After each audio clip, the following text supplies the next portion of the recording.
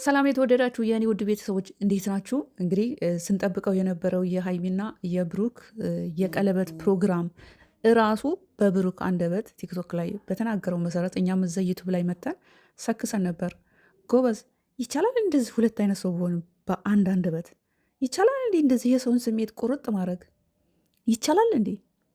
እረ ጎበዝ፣ ማግኘት እንዳለ ሁሉ ማጣትም አለ። ምን ሆናችሁ ነው? ስራ እንደምትሰሩ እኮ በመላጣዊቱ ቻናል ላይ እኮ ተያዛችሁ እንዴ! ለምን ደግሞ አታከብሩት ኦዲየንሶቻችሁን? በስላሴ አሁን ዛሬ በተለቀቀው ቪዲዮ ላይ እኔ ሀይሚን አድንቅያታለሁ። በቃ ድንቅ ድንንቅ አረኳት። ዝም ብለህ ነው እንዲህ ይቅርታ የምትላት? ዝም ብለህ ይሄ የሰው ልጅ በቁሳቁስ ነገር ታምናለህ? እንዲህ ብሩክ ዝም ብለህ ነው ይላችሁ ውሸት መሆኑ ማለት ነው። ይላችሁ አይኗን አልጨፈነችም እኮ እና ተንበርክኮ ምን አለ አይንሽን ግለጭ ይላል። መቼ ተጨፎነች? መቼ በሻሻ ሰርካት?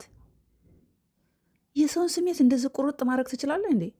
ኧረ በስመ አብ ወወልድ ወመንፈስ ቅዱስ። ለማንኛውም የይቅርታ ቪዲዮ ለመስራት ወይም አንድን ሰው ይቅርታ ለማለት ይህን ያህል ዲኮር እንደዚህ መሰከስ እንደዚህ መሆን አይጠበቅም። የሰው ልጅ በቁሳቁስ መመዘን የለባችሁም። ላይክ አሁን እናንተ በቃ የይቅርታ ፕሮግራም ለአንድን ሰው አጥፍቶ ይቅርታ ለማለት በዚህ ልክ ዲኮር ሰርቶ ምናምን በቃ አድርጋችሁ ራሳችሁን እንደዛ አድርጋችሁ አይደለም።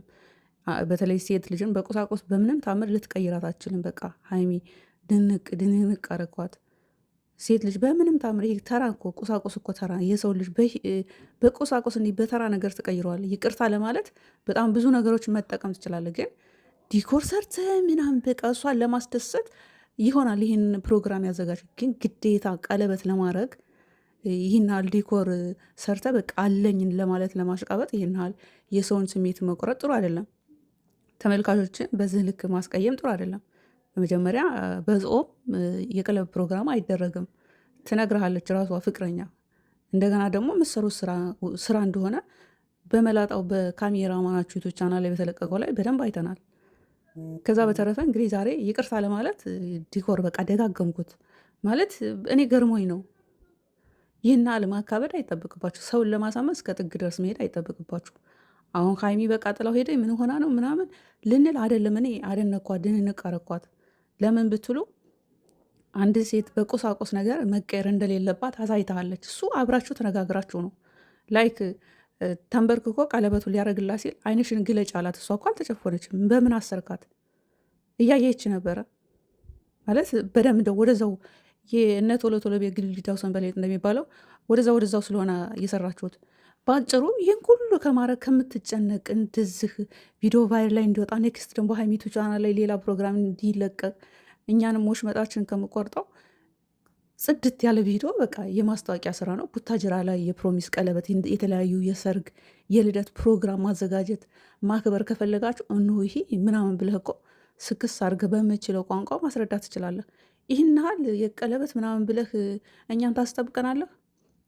ለማንኛውም ሀይሚን እኔ ዛሬ አድንቅያታለሁ። ለምን ብትሉ አንድ ሴት በቁሳቁስ መቀየር መለወጥ መተካት እንደማይችል በተግባር አሳይተዋል። እሱ ተነጋግረው ነው የሚሰሩት። ግን ቢሆንም በቃ ለእኛ ስሜት ራሱ እሷ እኔ እንጃ ቃላጣሁል። ትናንትናም ጥላው ነበር ሄደችው፣ ዛሬም ጥላው ነው ሄደችው። በቃ ተማር። በመጀመሪያ ትልልቅ ሰዎች አሉ። አሁን ሀብ በተናገረው ላይ ደግፌዋለሁ ያልኩት ከአሁን በፊት እኛን ሲሰድቡ ስለነበሩ ሰዎች ነው እንጂ እውነት የተናገረው ትክክል አይደለም ብዬ አይደለም። የሀይሚና የብሩክ በተለይ ጊፍተሮች ትልልቆች ናቸው፣ የልጆች እናት ናቸው። ቢያንስ ለእነሱ ራሱ ክብር የላቸውም። ብዙ ነገር ኤክስፐርት ያደረጉ ሰዎች ናቸው። እኛን ተውን ገና። እሺ ሸቃሎች እናቆኑኛን ትልልቆች ሰዎች አሉ። በጾም እኮ እንደዛ አይደረግም ምናምን የሚሉ በደንብ የሚያስተምሯችሁ፣ ለእነሱም ሪስፔክት ይኖራችሁ ማለት ወዳለው። ይመቻችሁ።